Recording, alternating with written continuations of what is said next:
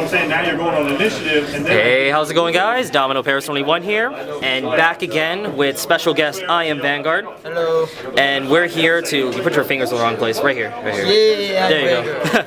Alright, but we're back again to bring you guys another episode of Meta Talk. As I said, there's going to be definitely a lot of these coming out, especially with post set 13, seeing that there was a lot of decks that benefit from it.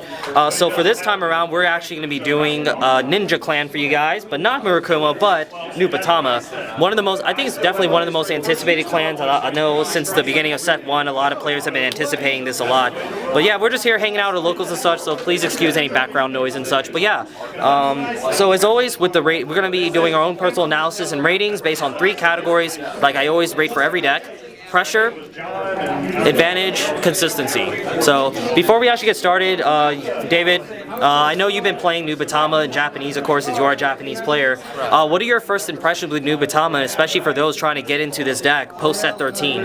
Well, at first, it was really hard to control the deck because of, the weird style of play. It's not like defensive or very aggressive. I mean, it is a little more aggressive than it's supposed to. You have to play with it. You have to play with it a lot differently than. But you have to consider the opponent's hand, and you have to look out the field first and then make your move. So it is a little, well, I mean, not complicated, but you do have to use your head a little more. Yeah, you have to go a little bit more in depth when it comes to approaching with a more technical analysis to the game state. So, but definitely in the hands of a good player, and really when you can take full advantage of all the skills and what this deck has to offer, it can definitely be pretty dominating in the early game. But we're gonna get more into that. So starting off with the first category, pressure. How well does this deck pressure your opponent? Well, David here pretty much already has some cards set aside, but David, what are some key pressure cards this deck has, which this deck is full of? Oh god. Well, I can name the main 3.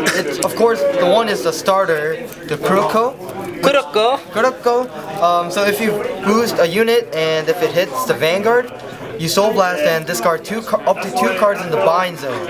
So that's already pressuring already because they have to guard this any unit that's boosted by this guy. And nobody likes to lose cards early. Right. And how easy it is for this deck to bind? Very easy. I mean, it has its 2 key cards. And then of course the Break Ride is one of them, and the Limit Break grade 3 is one of them as well.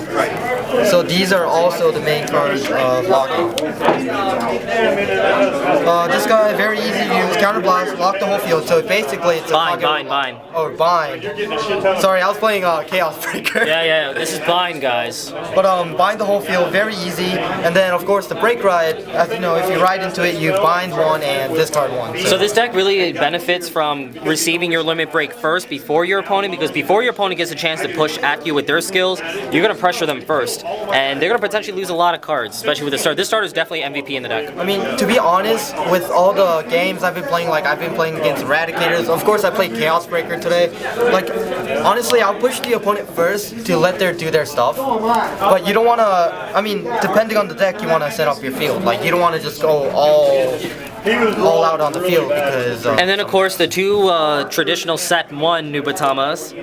Yeah, really, really good. These cards are really good. These are the best cards, honestly. If it wasn't these 2, I would have not played Nubatamas. Yeah, so, I mean, it just punishes your opponent for... not guarding. Or even trying to conserve their hand, thinking that they can. So, definitely a lot of key pressure cards that's very, very punishing for your opponent. What I like about this is that this deck overall, in terms of its pressure, it's able to do that early to mid-game, which I think having a good strong mid-game can be definitely very game-breaking, and then some good late-game pushes. I think overall, when it comes to pressure, I'm definitely going to give this deck a 5 out of 5. And of course, 5 out of 5. I mean, it's very rewarding, and that's what it does. You can pressure from the beginning to the end. It has a great consequence if you can't handle it right. So simple as that. Now next up is advantage. How well does this deck produce advantage for itself? To be honest, the advantage, it doesn't create. I mean, it creates the advantage. It doesn't have advantage at all. You have to make your advantage. You have to make the opponent drop their hand. So the advantage it kind of brings is kind of like what I say with pressure decks. Pressure can kind of convert to advantage by making your opponent burn more cards than you do. But really, with this deck, especially with the fact is that most of the skills have to require you to have less cards than your opponent in their hands, you have to really commit to your field a lot, and sometimes you can put yourself at a disadvantage by creating that kind of setup. So there can be times where you kind of you're going all in a lot of the time, so you're kind of leaving yourself open to pretty much get killed by a lot of things. But that's kind of the way I see it. So while this deck is very high in pressure, I'd say when it comes to advantage, it really can sometimes mitigate that pressure. So it just kind of depends on how the deck runs by design. But David, what do you think overall in terms of the advantage? Is there anything else you have to say about it? Well, I mean, like I said, I guess the advantage I put is cards like that'll help me draw cards or, build a field. But this deck, it doesn't help you build a field or draw extra cards. You're just minusing the opponent instead of plussing. So you're trying to just kind of kill your opponent before they kill you. Right. So I couldn't put too much on the advantage. So honestly, when it comes to advantage, I'm gonna give this deck a 2 out of 5. I'm gonna give it 2 out of 5 also. Stop copying me. Anyways. Well, I mean, that's what I have in mind. So yeah, now last but not least, for the last category, we're gonna be talking about consistent. How consistent is this deck? Well, I don't know, David. How consistent is this deck for you? I mean, it works really well. Like, kind of spoilers, but I do run 3 of this guy in my deck because, there's nothing else to run as a booster, and people just try to kill him, so I run 13 ones. I still haven't misgrade at all, and it works pretty consistent. Yeah, because I think all you have to do is just get a good feel to attack with, either drawing the Dread Masters or Void Masters. Yeah, but I think sometimes, when it comes to binding, especially in the early mid-game, you definitely have to draw into the bears. But if you don't draw into the bears, you don't really have any other means to bind and make it use of the starter. Right. And also at the same time, it's kind of like what I said for other decks. This deck has a very powerful break ride, but while I think the break ride is very powerful, and I don't think the deck necessarily relies on the break ride just benefits too much for the deck. So granted, if you ride this guy, can't pronounce his name. It's not the end of the world, but it's definitely ideal to open with this guy. So there can be some consistency, or sometimes if I know some people like to play this, so sometimes you may just be stuck with this. So like I said, it's just all about trying to open a good hand. Whatever card I get into, I always manage to get out because of the